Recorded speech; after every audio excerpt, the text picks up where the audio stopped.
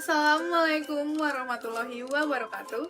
Perkenalkan, nama saya Herawati dengan NIM 22222301113 Universitas Sultan Ageng Tirtayasa, Prodi Pendidikan Bahasa Indonesia. Kesempatan yang baik ini, izinkan saya untuk memaparkan video tentang sejarah perkembangan ilmu bahasa, linguis, dan tugas linguis. Dalam konteks mengupas sejarah linguistik sebagai ilmu pengetahuan, Masun tahun 2010, halaman 24-28, dalam buku Rosidin tahun 2022, halaman 56 berkata bahwa menguak sejarah pertumbuhan linguistik tidak dapat dilepaskan dari sejarah kajian linguistik yang dicapai bangsa Yunani kuno karena terdapat dua alasan. Alasan yang pertama, secara sederhana, hasil pemikiran para pemikir Yunani tentang bahasa dan masalah-masalah yang ditimbulkan dari kajian linguistik yang mereka lakukan menjadi landasan awal kajian linguistik dalam pengertian yang luas yang dilakukan di Eropa. Alasan yang kedua, yaitu kajian linguistik Yunani kuno memiliki mata rantai yang mempertautkan secara berurutan tradisi kepakaran dalam bidang linguistik hingga masa kini. Linguistik tradisional, aliran ini dicirikan dengan banyaknya penelitian bahasa yang berobjek bahasa Latin. Jadi, para ahli tertarik meneliti bahasa Latin, lalu mereka menganggap bahwa unsur yang ada pada bahasa Latin pasti ditemukan dalam bahasa lain. Tanpa mereka sadari bahwa setiap bahasa adalah entitas yang unik, yang punya ciri yang berbeda dengan bahasa lain. Sehingga pada masa ini muncul anggapan bahwa bahasa Latin adalah bahasa terbaik, bahasa sempurna, dan bahasa yang paling layak. Pada zaman Yunani, studi bahasa dimulai pada abad ke-5 sebelum Masehi sampai abad 2 Masehi. Pada zaman Yunani terdapat masalah kebahasaan. Yang pertama, pertentangan antara fisis dan nomos. Fisis di sini adalah bahasa dianggap alami. Mereka berpendapat bahwa bahasa itu memiliki hubungan asal-usul, sumber dalam prinsip abadi, dan tidak dapat diganggu di luar manusia. Lalu, bahasa dianggap nomos, itu berarti bahasa bersifat konfesi atau tidak alami. Bagaimana kesepakatan? Tokoh terlibat pada masa ini yaitu Socrates dan Aristoteles. Socrates berpendapat bahwa bahasa bersifat fisis, sedangkan Aristoteles berpendapat bahwa bahasa bersifat nomos. Permasalahan yang kedua yaitu bahasa itu analogi atau anomali. Analogi berarti beraturan, dan anomali berarti tidak beraturan. Kelompok analogi beranggapan bahwa bahasa itu beraturan, karena ketika bahasa beraturan, maka seorang mampu menyusun bahasa dengan baik. Sedangkan kelompok anomali berpendapat bahwa bahasa tidak beraturan. Pada zaman Yunani muncul beberapa kaum dan tokoh yang memiliki peran besar dalam studi ilmu bahasa, di antaranya yang pertama kaum Sofis. Yang pertama, mereka melakukan kerja secara empiris. Yang kedua, mereka melakukan kerja secara pasif dengan menggunakan ukuran-ukuran tertentu. Dan yang ketiga, mereka sangat mementingkan retorika dalam studi bahasa. Yang keempat, mereka membedakan tipe-tipe kalimat berdasarkan isi dan makna. Selanjutnya yaitu Plato. Yang pertama, Plato memperdebatkan analogi dan anomali, juga mengemukakan masalah bahasa alamiah dan bahasa konvensional. Yang kedua, membuat batasan bahasa yang bunyinya, bahasa adalah pernyataan pikiran manusia dengan perantaraan onomata dan remata. Yang ketiga, orang pertama yang membedakan kata dalam onoma dan rema. Selanjutnya, Aristoteles. Yang pertama, kita menambahkan satu kelas kata atas pembagian yang dibuat Plato, yaitu synismoi. Yang kedua, membedakan jenis kelamin kata atau gender menjadi 3, yaitu maskulin, feminisme, dan neutrum. Periode peradaban Romawi kuno diperhitungkan dari abad ke-8 sebelum Masehi hingga abad ke-5 Masehi. Salah satu tokoh pentingnya yaitu Varro yang melahirkan buku De Lingua Latina yang terdiri atas 25 jilid yang mempersoalkan etimologi, pengertian kata, konsep morfologi, serta kasus dan deklinasi. Pada periode ini, fonologi dan morfologi mengalami kemajuan signifikan dengan lahirnya konsep frisia yang dianggap sebagai model penting dalam perkembangan bahasa selanjutnya. Konsep ini dihargai karena merupakan tata bahasa terlengkap yang diterangkan oleh pembicara aslinya dan teori yang diungkapkan merupakan tonggak utama pembicaraan bahasa secara tradisional. Abad Pertengahan adalah sebutan yang disematkan untuk menamai periode antara kejatuhan Kekaisaran Romawi pada sekitar abad ke-5 hingga masa Renaissance. Pada periode ini, pemikiran bahasa juga berkembang melalui tradisi pemikiran filosofis skolastik.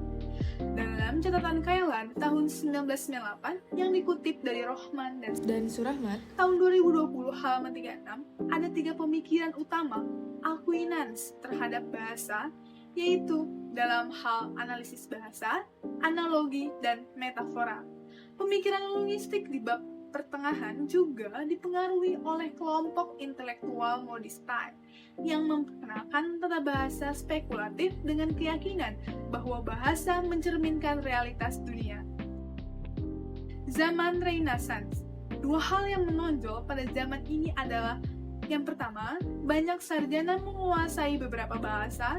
Yang kedua, para sarjanawan memberi perhatian lebih terhadap tata bahasa dan perbandingan. Abad ke-19. Pada abad ini, bahasa Latin sudah tidak digunakan lagi dalam kehidupan sehari-hari. Linguistik abad ke-19 memiliki ciri-ciri. Yang pertama, penelitian bahasa dilakukan terhadap bahasa-bahasa di Eropa, baik bahasa Roman maupun non-Roman. Ciri yang kedua, bidang utama penelitian adalah linguistik historis komparatif. Yang diteliti adalah hubungan kekerabatan dari bahasa Eropa untuk mengetahui bahasa mana yang berasal dari induk yang sama. Dalam metode komparatif itu, diteliti perubahan bunyi kata-kata dari bahasa yang dianggap sebagai induk kepada bahasa yang dianggap sebagai keturunannya. Misalnya, perubahan bunyi apa yang terjadi dari kata barang, yang dalam bahasa Latin berbunyi causa menjadi cus dalam bahasa Prancis dan cosa dalam bahasa Italia dan Spanyol. Ciri yang ketiga, pendekatan bersifat atomistis. Unsur bahasa yang diteliti tidak dihubungkan dengan unsur lainnya. Misalnya, penelitian tentang kata tidak dihubungkan dengan frasa atau kalimat. Ciri linguistik abad ke-20 yang pertama, penelitian meluas ke bahasa-bahasa di Amerika, Afrika, dan Asia. Yang kedua, pendekatan dalam meneliti bersifat strukturalitis.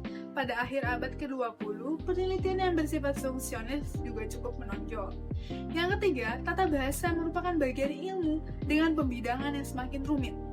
Yang keempat, penelitian teoritis sangat berkembang. Yang kelima, otonomi ilmiah semakin menonjol, tetapi penelitian antardisiplin juga berkembang. Yang keenam, prinsip dalam meneliti adalah deskripsi dan sinkronis. Beberapa pokok pemikiran penting yang dikemukakan oleh Saussure adalah sebagai berikut. Yang pertama, bahasa lisan lebih utama daripada bahasa tulis. Tulisan hanya merupakan sarana yang mewakili ujaran. Yang kedua, linguistik bersifat deskriptif, bukan preskriptif seperti pada tata bahasa tradisional. Para ahli linguistik bertugas mendeskripsikan bagaimana orang berbicara dan menulis dalam bahasanya, bukan memberi keputusan bagaimana seseorang seharusnya berbicara. Yang ketiga, penelitian bersifat sinkronis, bukan diakronis seperti pada linguistik abad ke-19. Yang keempat, bahasa merupakan suatu sistem tanda yang berisi 2, terdiri atas signifier atau penanda dan signify atau petanda. Keduanya merupakan wujud yang tak terpisahkan. Bila salah satu berubah, yang lain juga berubah. Yang kelima, bahasa formal ataupun non-formal menjadi objek penelitian. Yang keenam, bahasa merupakan sebuah sistem relasi dan mempunyai struktur. Yang ketujuh, dibedakan antara bahasa sebagai sistem yang terdapat dalam akal budi pemakai bahasa dari suatu kelompok sosial dan bahasa sebagai manifestasi setiap penuturnya. Yang kedelapan, dibedakan antara hubungan asosiatif dan siktematis dalam bahasa. Hubungan asosiatif atau paradigmatis ialah hubungan antar satuan bahasa dan satuan lain karena ada kesamaan bentuk atau makna. Hubungan siktamatis ialah hubungan antar satuan pembentuk sintagma dan mempertentangkan suatu satuan dengan satuan lain yang mengikuti atau mendahului. Sejarah perkembangan ilmu bahasa di dunia barat itu dimulai sejak 24 abad yang lalu, yakni pada abad ke-4 sebelum Masehi, Asal mulanya itu Plato melahirkan pembagian jenis kata Yunani kuno dalam kerangka telah filsafatnya. Plato itu membagi jenis kata Yunani kuno menjadi dua golongan, yakni onoma dan rema. Onoma adalah jenis kata yang biasanya menjadi pangkal pernyataan dan pembicaraan, dan rema adalah jenis kata yang biasanya dipakai untuk mengungkapkan pernyataan atau pembicaraan. Kemudian, pokok pikiran Plato tersebut dikembangkan oleh Aristoteles yang membagi jenis kata Yunani kuno menjadi 3 bagian, yaitu onoma, rema, dan sindesmoi. Sindesmoi ialah pemikirannya sendiri yang dimunculkan untuk melengkapi pikiran Plato, yakni mewadahi kata-kata yang tidak termasuk ke dalam kategori onoma dan rema. Pada masa ini, perkembangan ilmu bahasa hanya terbatas pada telah kata saja, khususnya tentang jenis kata. Tata bahasa atau gramatika mulai diperhatikan pada akhir abad kedua Masehi oleh Dionysius Trax yang menyusun buku tata bahasa pertama. Buku inilah yang kemudian dianut oleh para ahli tata bahasa lain. Perkembangan bahasa di dunia timur ditandai dengan munculnya sebuah karya Panini yang berjudul Vyakarana. Buku tersebut merupakan buku tata bahasa Sanskerta yang sangat mengagumkan dunia, karena pada zaman yang sedini itu telah dapat mendeskripsikan bahasa Sanskerta secara lengkap dan sangat teliti, teristimewa dalam bidang fonologinya. Pada dasarnya, buku tersebut disusun dengan motivasi dan tujuan agama. Para Brahmana mengajarkan pemahaman dan pengalaman kitab Veda kepada para pengikutnya tidak dilakukan secara tulis, melainkan lisan. Sehingga tujuan dibuat buku ini agar kata-kata yang diucapkan sebagai doa atau mantra terpelihara pengucapan dan kesakralannya. Pengucapan yang salah tidak hanya menyebabkan tidak terkabulnya permohonan, tetapi juga dapat menimbulkan bencana. Dengan anggapan semacam itu, mereka sangat cermat dan berhati-hati dalam pengucapan. Sayangnya, buku tersebut sangat sulit dipahami oleh orang awam. Hal itulah yang menyebabkan seorang muridnya yang bernama Patanjali terpaksa harus menyusun tafsir atau penjelasannya yang diberi judul Mahabhasa. Linguis.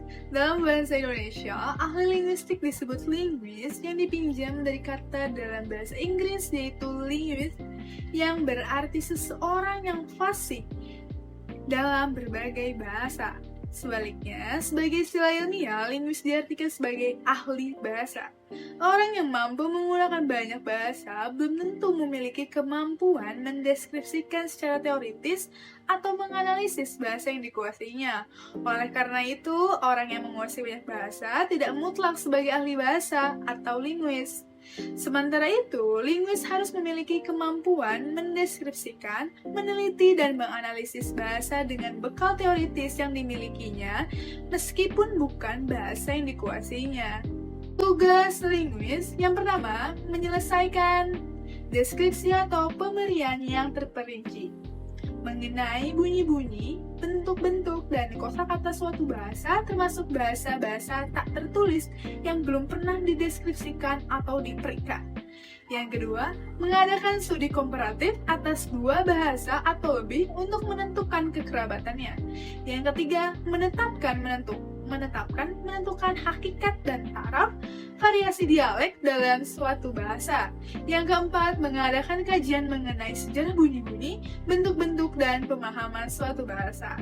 Dan yang terakhir, menjelaskan teori umum mengenai linguistik. Demikian beberapa hal yang bisa saya sampaikan pada kesempatan hari ini. Saya mohon maaf bila ada kekurangan, karena kesempurnaan sungguh hanyalah milik Allah Subhanahu wa Ta'ala. Wassalamualaikum warahmatullahi wabarakatuh.